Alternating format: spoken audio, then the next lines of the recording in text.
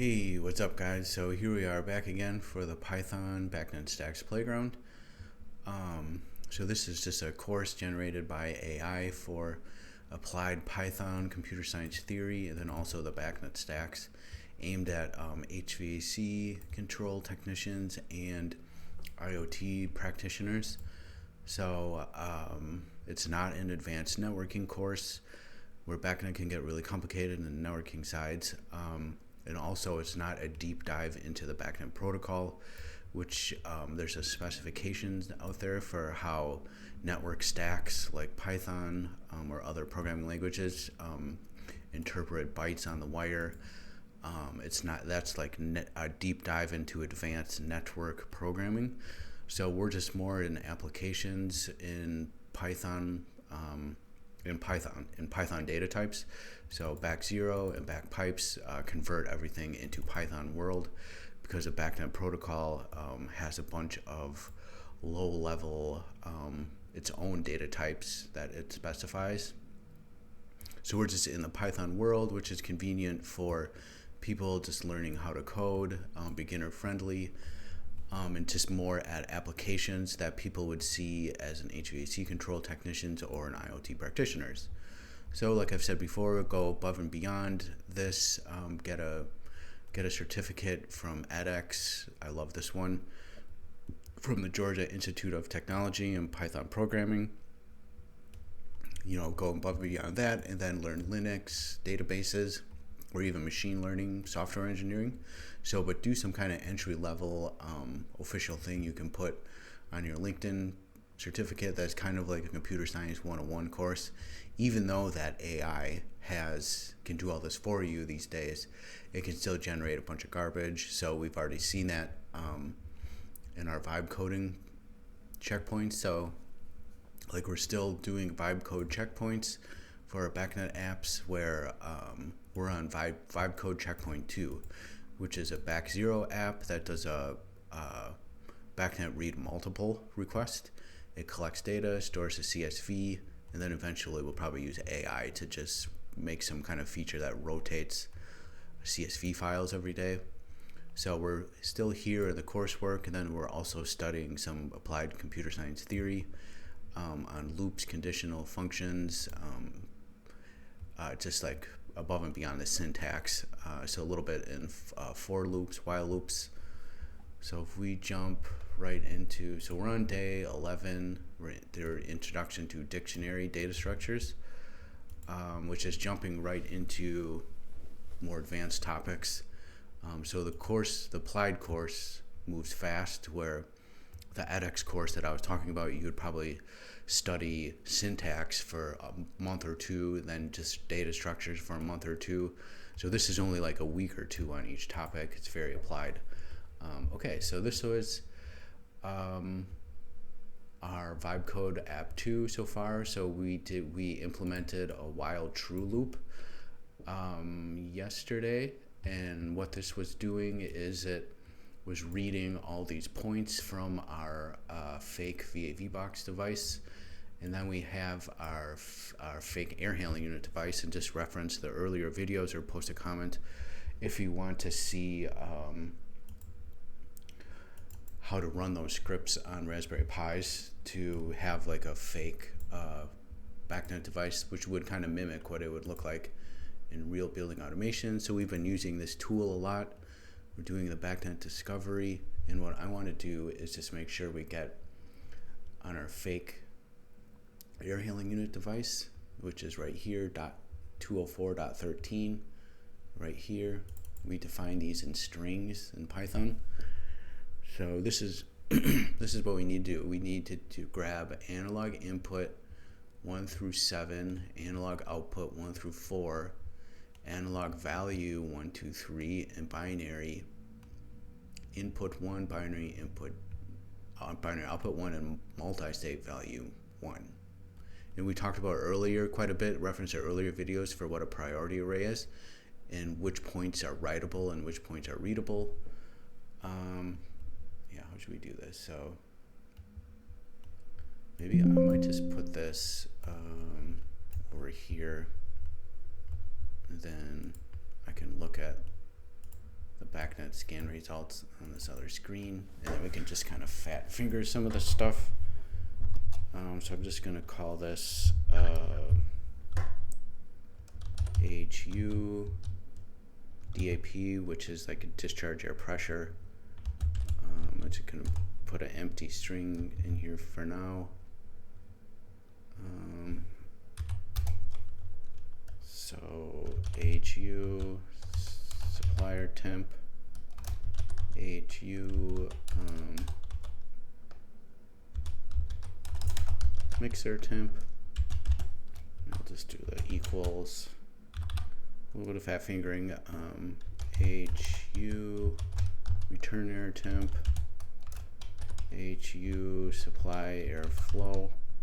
This is kind of like what it would look like in the field, where control technicians can set up the data really messy. So everything can have a unique point naming conventions, which that's notorious in the industry. That, you know, people do this. This is exactly what people do. They just make up names, and then when people try and collect data later on, that's why this industry is kind of plagued at every data set is completely unique to the building, because controls technicians are doing exactly what I'm doing right here. They just make up names on the fly. So there's some people, contractors might get have some kind of uniformity, or manufacturers even, but it's not very good. So this is AHU heating valve, AHU cooling valve, AHU, I'm going to say OA DPR. That's this one right here, and I'm just kind of going down the line here.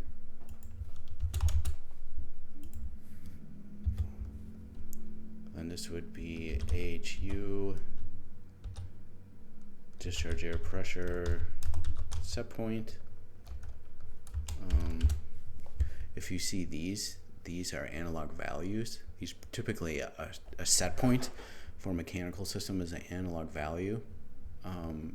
Inputs, sensors are inputs. Hardware outputs, writable outputs, your commands are typically analog outputs. They can also be binary outputs down here. So I'm just going to do D8, AHU supply air temp set point, OAT networked,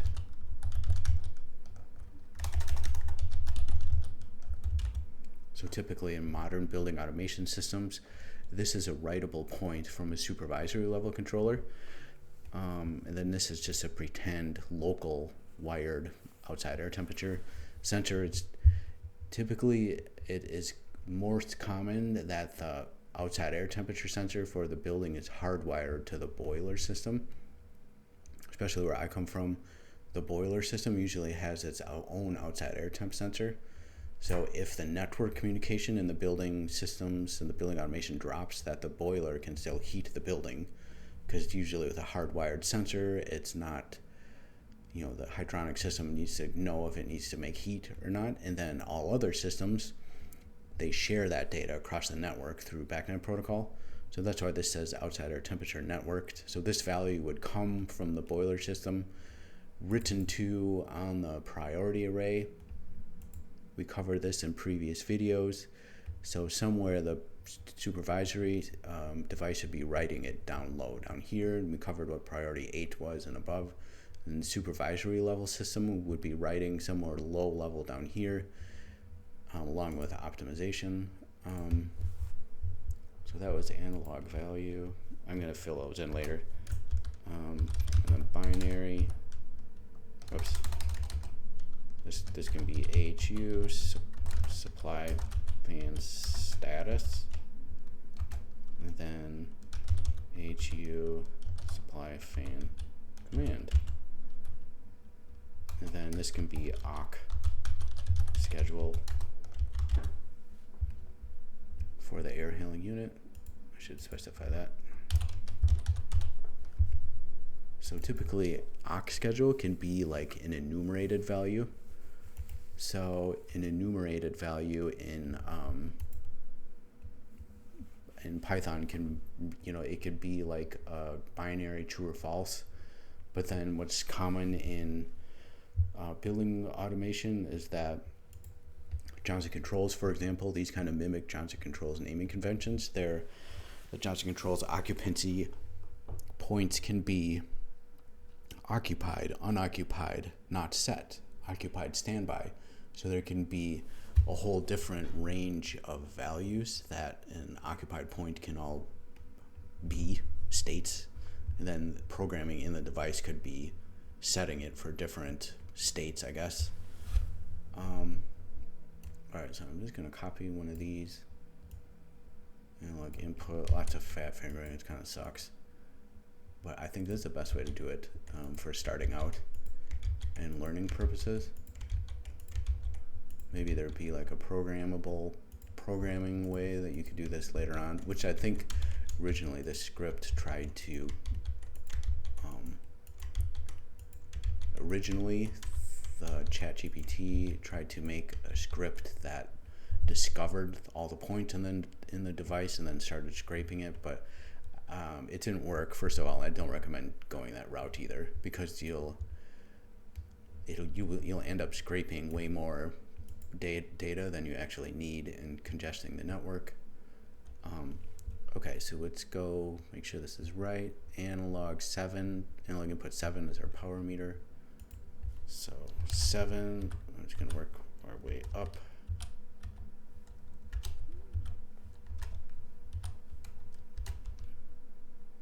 Must be missing one here. Oh, analog input 4. Maybe I'll just...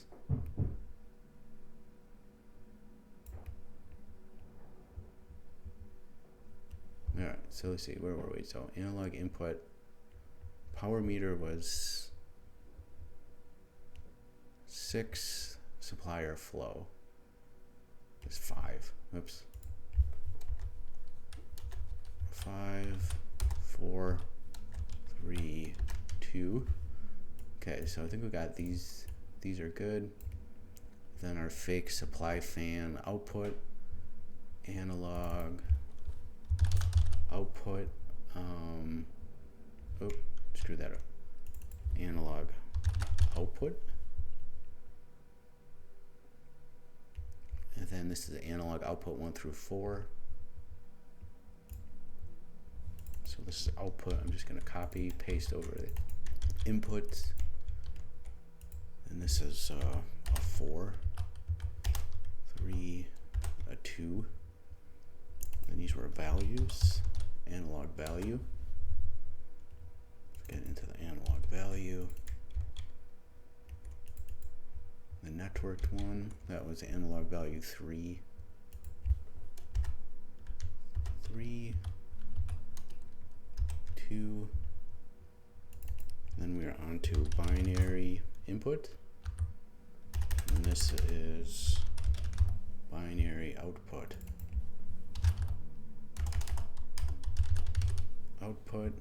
And then this was multi-state. I don't know how we do this one in backpipes, I can't remember. I wonder if it's like this. This might error out. I'm actually not entirely sure what multi-state value is supposed to be in backpipes. Or BAC0 backpipes, so it should be pretty close. Alright, so then we'll probably have to do something like this. So like what we'll have to do is, this is our result for our VAV.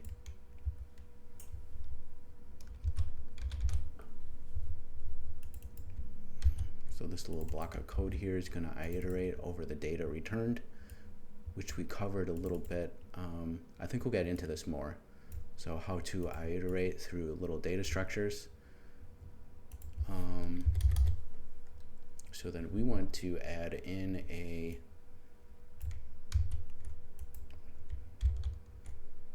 another one.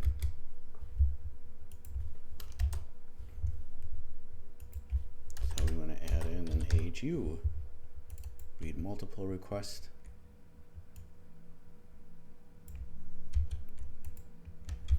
I think we can run this through AI too, and it can kind of optimize the code a little bit for us too. So I want to say AHU RPM request here. This little thing right here, that's a new line print.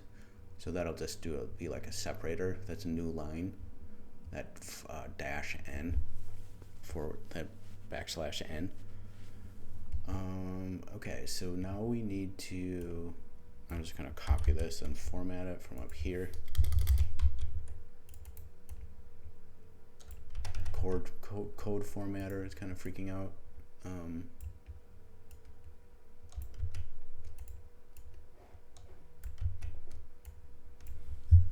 just do that. Getting kind of messy here.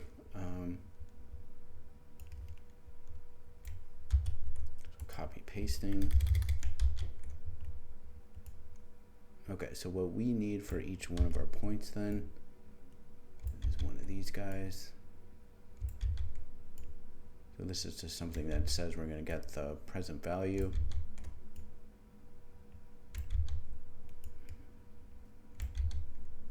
So this is the old-fashioned way of programming too, for everything is AI driven nowadays, which we still should use, but I think for learning purposes and then, you know, making sure that AI isn't giving you a bunch of garbage, I don't think it's that bad of a practice to make the code look how you want it to look.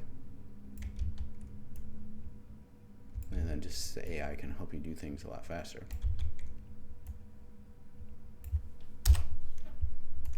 Okay, so I'm gonna copy that, cut that,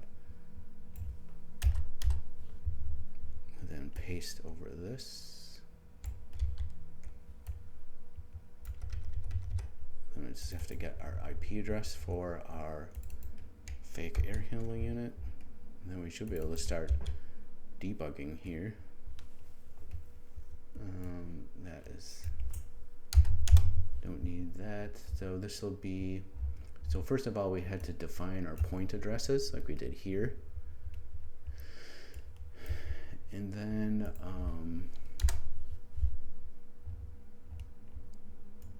we have to define what our objects, and then what do we want from those objects. We want the present value, what property. And let's try this. I have a feeling this might error out, but I'm not entirely sure.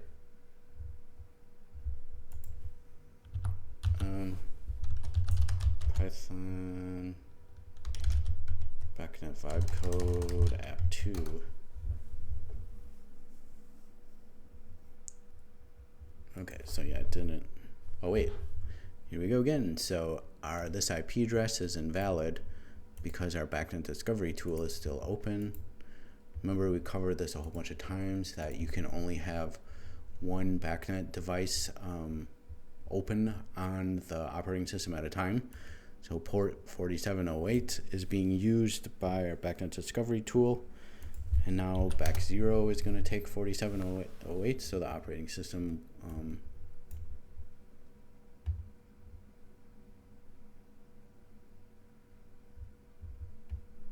yeah, I have a feeling, so it didn't like something. Might be really hard to troubleshoot.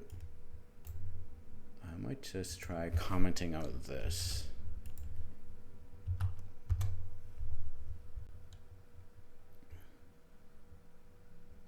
Still out of range. Okay, so that was fine. Maybe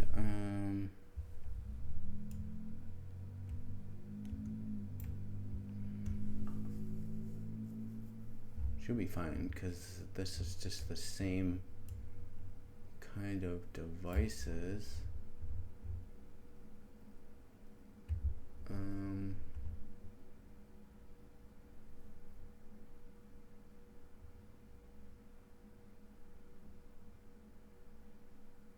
It's not liking something. and the debug logs are not very good. Oh wait, I think I forgot to do the actual read multiple request. So we defined it. We defined the read multiple request, but I don't think we actually made the request. So that's some code there.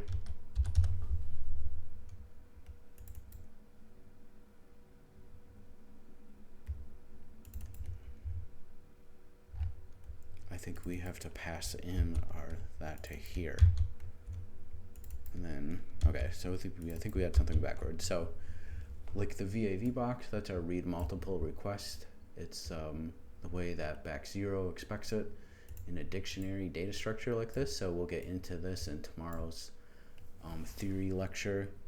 So that's our object that we're requesting, and we request all of that information and we pass it into here. And then that goes into here and returns here. And then we loop through the values that we get, print them somewhat nicely, and then we start over again for the air handling unit. And we have a nice way of saying we want all of this data, and then which equals that guy. We pass it into here, pass that into the BACnet read multiple, await, and then that result gets returned here. And then we loop through all that, print it nice and pretty, and then our app will sleep again. So this might have fixed it. Hopefully, knock on wood. Ooh, it still didn't like that. Yep, it didn't like multi-state value. Gosh, what would this be? I'm just gonna guess here. Multi-state.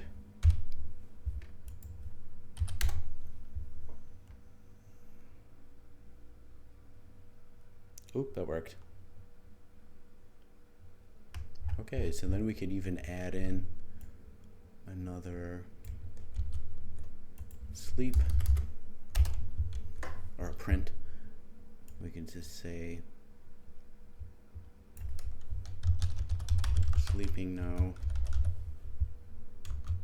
So now the program is just gonna just sit and wait and sleep under the hood.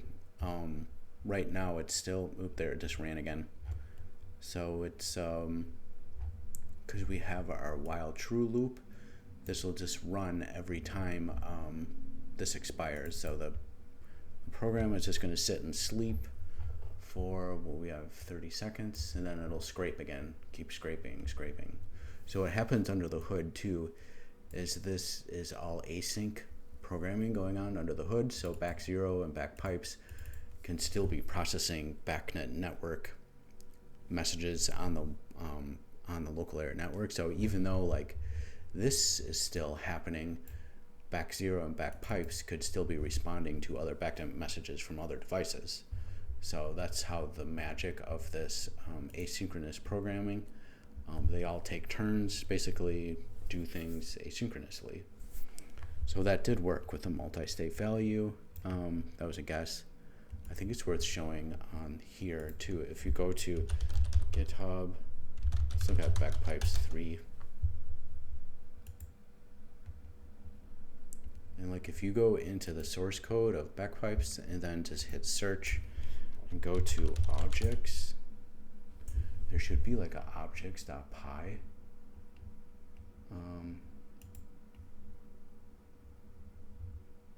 So this is way deep into the source code of BACpipes, and you should be able to look at what kind of, maybe it's base types.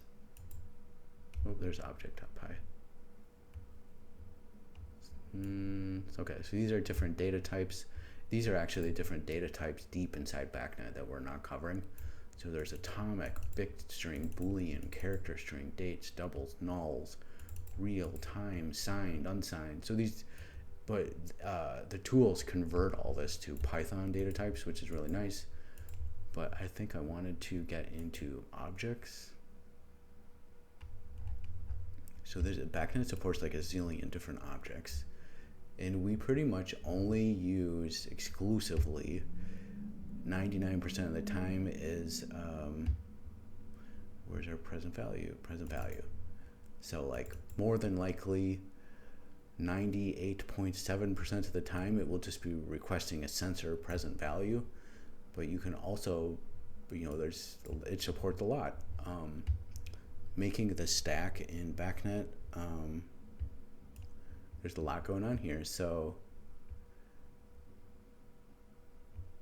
if you also notice, like, this is in camel case, like what I think BAC0 does. There's our priority array, lots of door things, which I've never seen before.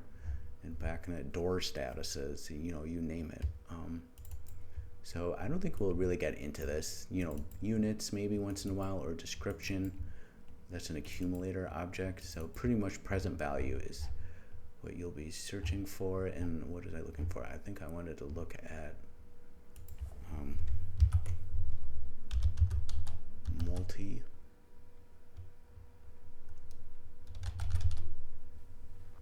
Okay, so here's a multi-state input object.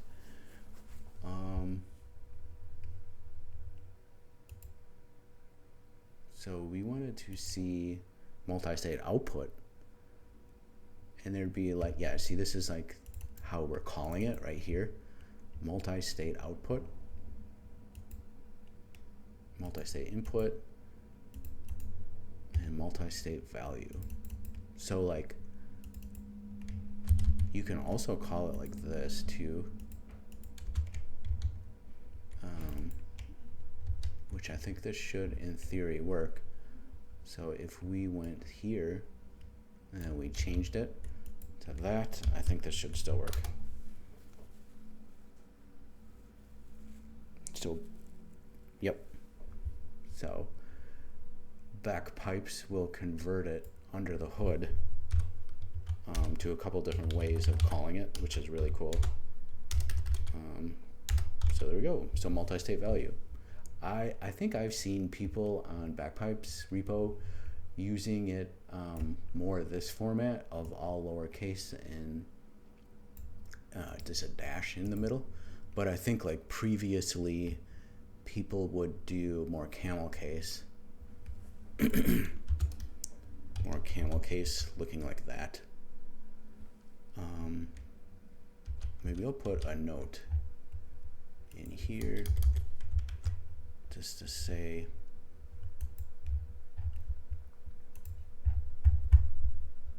whoa.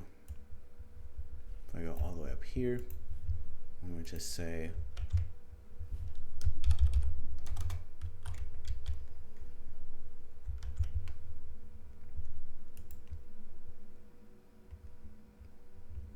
so let's go to BAC pipes to go to the, so we're in main. Okay, I just wanted to make sure we were on the right branch of this. And then that was in